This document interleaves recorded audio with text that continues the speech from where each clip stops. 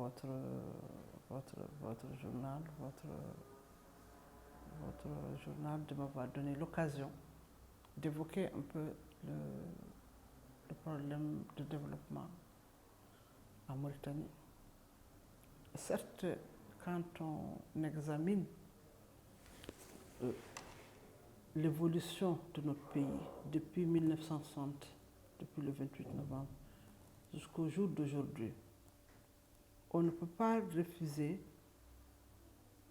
quand même à la vérité de dire qu'il y a eu beaucoup d'avancées sur le plan des infrastructures, sur le plan socio-économique, sur le plan de tous les secteurs qui concernent le développement d'une manière générale. Ça, on ne peut pas le refuser, même si des efforts restent à faire. Des efforts qui, à mon sens, à mon avis, à mon humble avis, et cela n'engage que moi, qu'on aurait dû peut-être mettre l'accent davantage, et il y a aussi à gagner à mettre davantage l'accent sur la gouvernance. Parce que la gouvernance, c'est l'ensemble des mécanismes, des institutions qui lient l'État aux citoyens. Si on a parlé tantôt d'infrastructures, développement des infrastructures, si on a parlé tantôt du développement de l'éducation, il faut se dire quant à l'indépendance, quelqu'un m'a dit hier, il y avait 2 collèges en Mauritanie. Il y a eu quand même, aujourd'hui, même si des efforts restent à faire,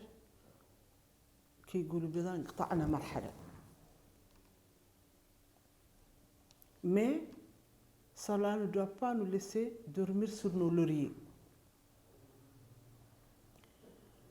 Pour que cette tendance de développement qu'on a observée depuis un certain temps, qui est d'ailleurs, si vous le permettez, je ne fais pas de la publicité, matérialisée par la stratégie nationale de croissance accélérée et de croissance partagée, qui est un peu, si vous voulez, notre Coran en termes de développement économique. Mais peut-être qu'il y a des efforts à faire en termes de ressources humaines. Je pense que nous avons assez de ressources naturelles, que ce soit il y a quelques années le fer, que ce soit le pétrole qui est naissant, que ce soit le gaz à l'orée duquel on pense en 2024 être parmi les pays africains producteurs de gaz. Peut-être que l'adéquation entre le besoin de gestion de ces ressources et les ressources humaines compétentes pour gérer, à un certain moment, je pense, ça a fait défaut. Et je pense, à mon humble avis, qu'il y a des efforts institutionnels qui sont faits, il y a des efforts structurels qui sont faits, mais il reste encore des choses à faire.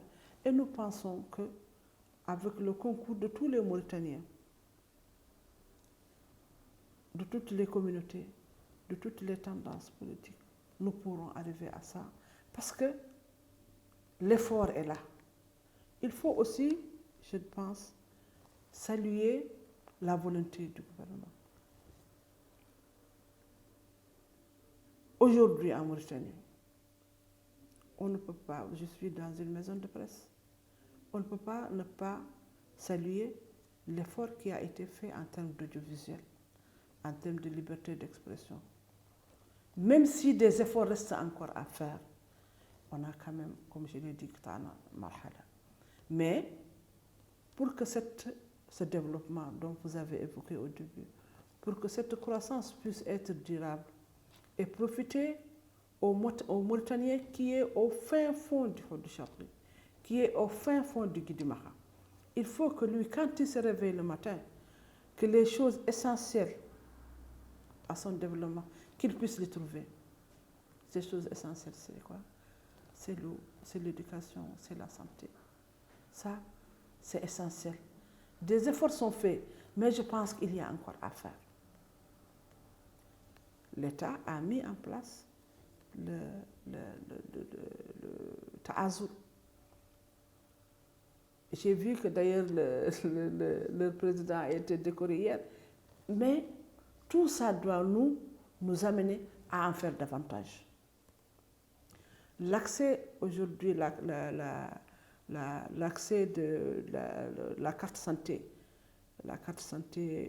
pour les soins, pour les médicaments, aux personnes qui sont dans les vulnérabilités, c'est quand même quelque chose à saluer. Mais qu'est-ce que le citoyen mauritanien, lui aussi, peut apporter à ce développement-là? Qu'est-ce qu'il peut amener de lui en termes d'appropriation, en termes de dire l'État a fait ce qu'il doit. Moi aussi, en tant que citoyen, voilà ce que je devais faire. À ce niveau-là, les responsabilités sont partagées. Autant l'État devrait faire encore davantage pour que tous les citoyens mauritaniens se voient dans cette perspective de croissance, puissent jouir des fruits de cette croissance-là, pour que cette pauvreté structurelle dont on parle, puisqu'elle soit derrière nous, pour que l'enfant mauritanien ait accès à l'éducation, pour qu'il puisse se soigner, pour qu'il puisse choisir l'emploi qu'il veut, et pour que cet emploi-là puisse lui être disponible, qu'il puisse au moins, si vous voulez, jouir de toutes ces libertés. Ça aussi, cela requiert du citoyen une certaine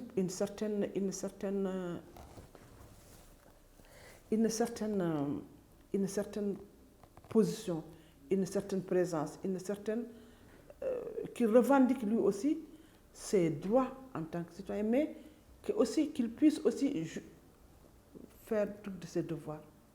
Ça, je pense que c'est important. Mais pour ça aussi, nous avons besoin aussi peut-être d'avoir quelque chose qu'on dit souvent, mais qu'on n'applique pas souvent au niveau de notre pays, malheureusement. C'est l'homme qu'il faut à la place qu'il faut. Ça aussi, c'est en train d'être résorbé. Il y a eu des efforts. Il y a eu beaucoup d'efforts dans ce sens-là, mais c'est vrai qu'il y a des choses qui restent encore à faire.